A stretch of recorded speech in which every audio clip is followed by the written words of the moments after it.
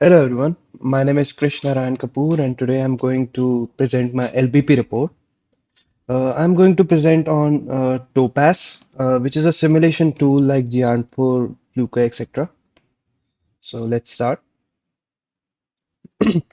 So TOPAS is just basically a user-friendly interface for Giant4 toolkit.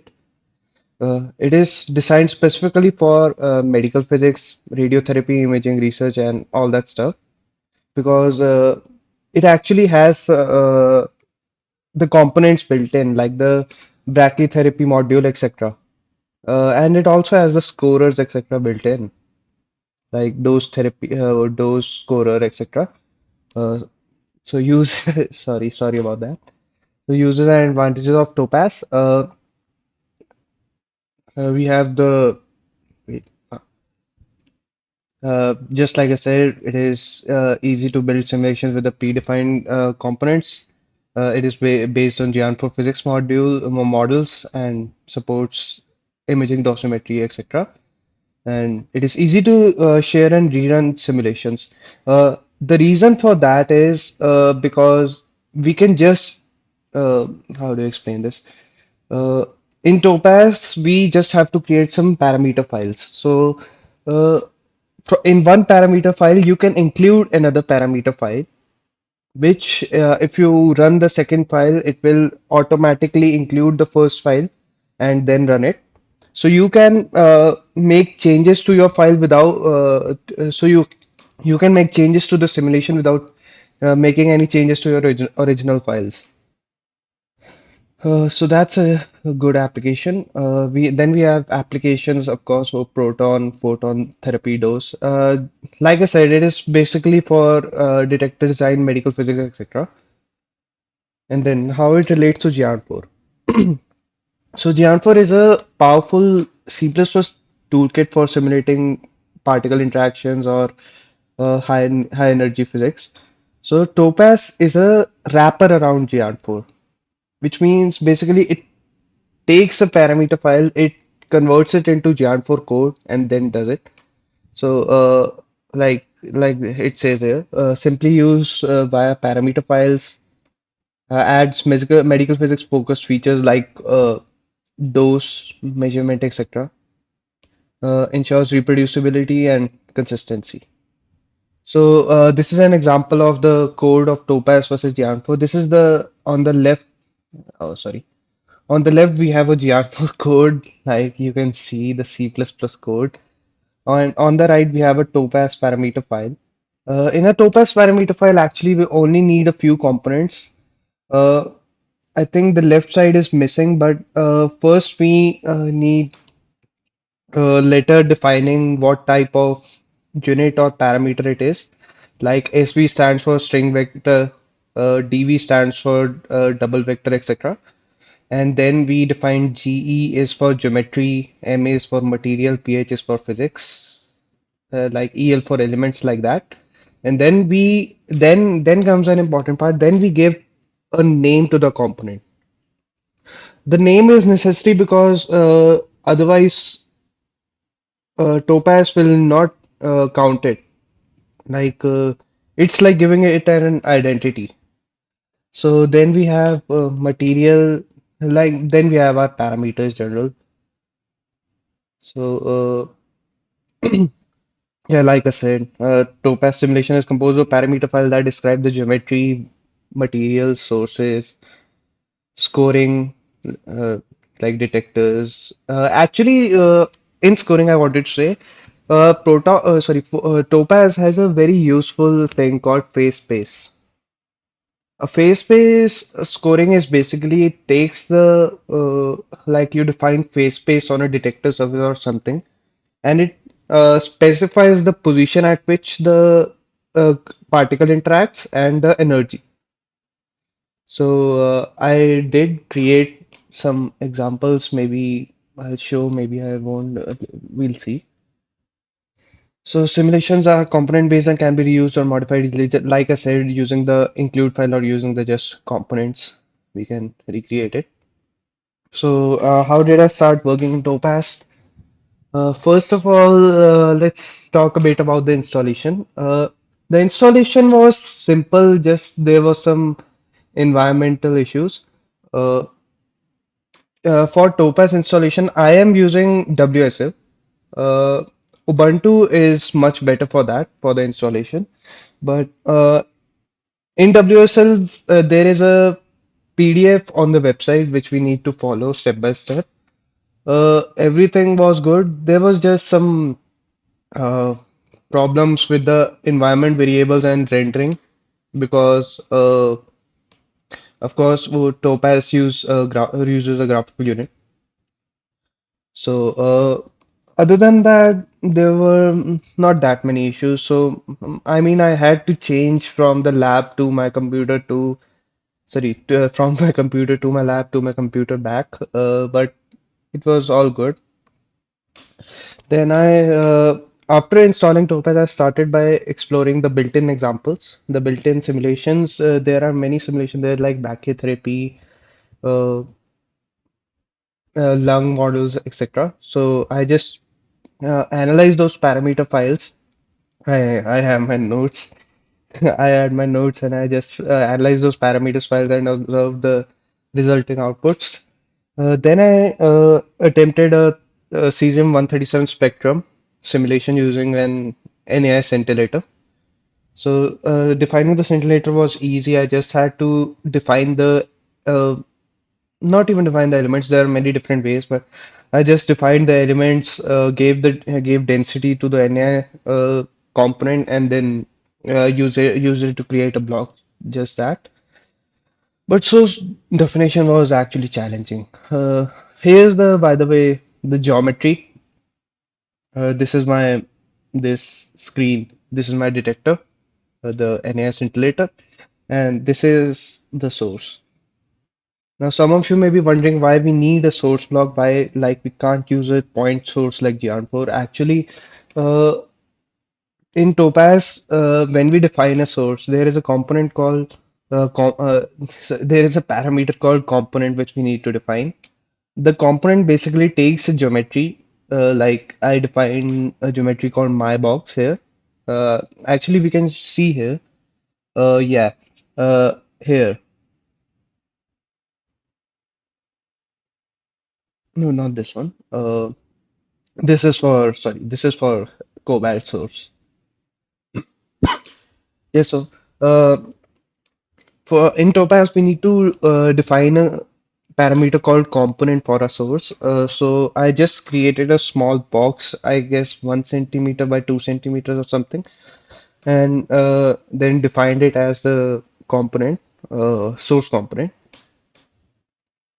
So I my first attempt was because could not find a radioactive like how to simulate radioactive decay. So my first attempt was to just use a single discrete gamma beam at 662 keV. Actually, when I previously worked in Gianpur, when we couldn't find the radioactive source, we first did that only to simulate whether a scintillator was working or not. So, yeah, I used a 662 keV gamma beam with a million runs. This is the resulting spectrum. I saw this spectrum and had no hopes for this, so I just moved on. This is in detail. Like we can see here, components, they are not well defined. So in the second attempt, I used actually I tried using a continuous spectrum because I found many examples and in which they were trying to simulate radioactive decay for I guess hafnium and some other particles. They were using a continuous spectrum of different energies, but this was the resulting spectrum, and as you can see, this is not good at all. The photo peak is okay, but the rest is really shipped. This is like a drawing rather than a spectrum. So, when these two didn't work, I tried to find some other ways to simulate, just directly simulate the radioactive source. I found a parameter named generic ion. Generic ion is basically used to simulate ions or direct elements. So for that, I defined a volumetric ion source and use generic ion like cesium one. I just used cesium 137. Generic ion has like three in a bracket. We have three numbers. First is the atomic number, mass number, and then its charge. So just 55, 137, 0. I tried it, but uh, when I ran it, it gave no runs. Actually, Topaz has a component called number of histories and run, which defines the number of runs basically, like how many times the particle will emit the beam or anything. But despite it being set to 1 million, there were no runs in the terminal or output. So then I tried to do, there is a thing called time features in Topaz. This is basically you can divide your whole simulation into timelines. Like we have a 6 second simulation. I mean, it is not exactly 6 seconds. We are just defining it to be 6 seconds. And then we cut it at six parts and we want the output at all of these parts. So we can do that. So I tried doing that and I just gave it a timeline, but to see if it will decay on its own, but it didn't work. So I then started suspecting if there were some issues with my scintillator. Like is was the NAI properly defined or not? So then I reran the first simulation with I guess how many 200 crore runs or 2 billion runs, and this was the result. This was not actually this is actually very zoomed in. Uh, when I saw the when I ran for the 200 2 billion runs, I saw that these like in this case. Um, this is not very defined, right? But in that case, when I ran for 2 billion runs, it was a little bit more defined. So I tried to zoom in.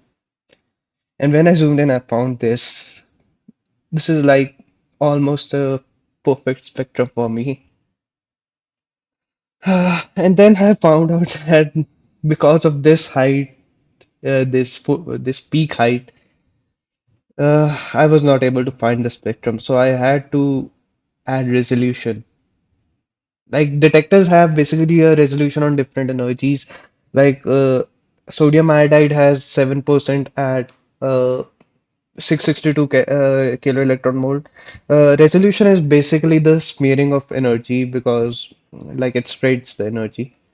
So uh, after this was done, I ran some simulations, etc. But then uh, I actually got access to Topaz Forum. For Topaz Forum, what you need to do is actually you need to either attend a 2 hour conference call or watch a 2 hour video and answer some of their questions. So after I did that and was admitted in the forum, I first I searched for the radioactive source, and then after some searching, I found out that uh, it can be defined using generic ion. The only thing I had to do was set the beam energy to 0, which I thought would not have any impact because it was a radioactive source. But beam energy in this case is basically just the kinetic energy. So there's that. And then it, as expected, produced the same result as the gamma beam. Sorry about that. I also simulated it for a cobalt 60 source. Here is the result. I think I ran a million or 10 million runs, I don't remember. And then the resolution. So there was this issue of detector resolution, so I had two choices. First was to make a custom n-tuple scorer using Yarn4. Actually, Topaz gives us an option to create a custom source scorer or anything in Yarn4 and use it in Topaz. So one option was to create a custom n-tuple scorer in GR4 and use add resolution to that. And the second option was use a root code for smearing. I had actually created, like in my Giant 4 one, I had already done a simulation with resolution added to the scorer. So I thought I should try root for smearing. And this was the result actually. This is our original plot and this is the smear plot. Yeah, so next I had to simulate a CT scanner with this geometry, like five detectors, 2 by 2 inch in an arc, 42 centimeter from the source. Yeah, this is 42 centimeters like the radius of an arc, so like that. Then a PMMA cylinder in the middle, 21 centimeter from the source, 21 centimeter from the detectors with these parameters. Then an inner aluminum cylinder, an iron core cylinder inside the aluminum cylinder. So the aluminum cylinder had to be inside the PMMA cylinder at a distance of 3 centimeter from its center. And then I used a cesium 137 source. I took the readings from I had to take readings from the five detectors at every interval.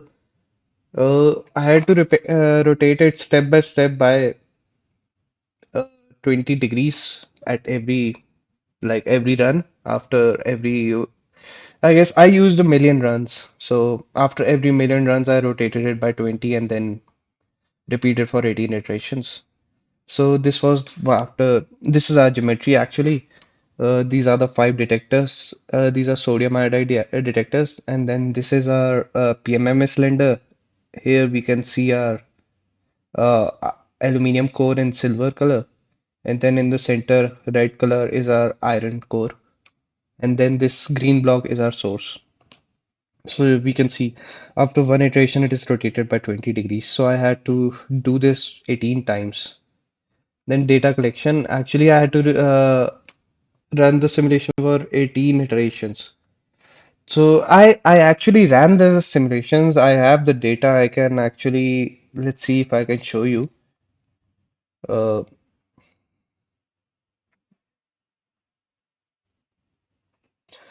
just a second.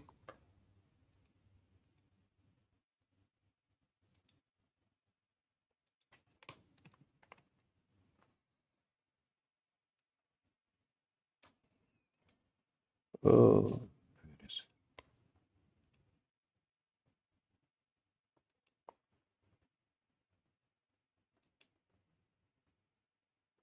about this.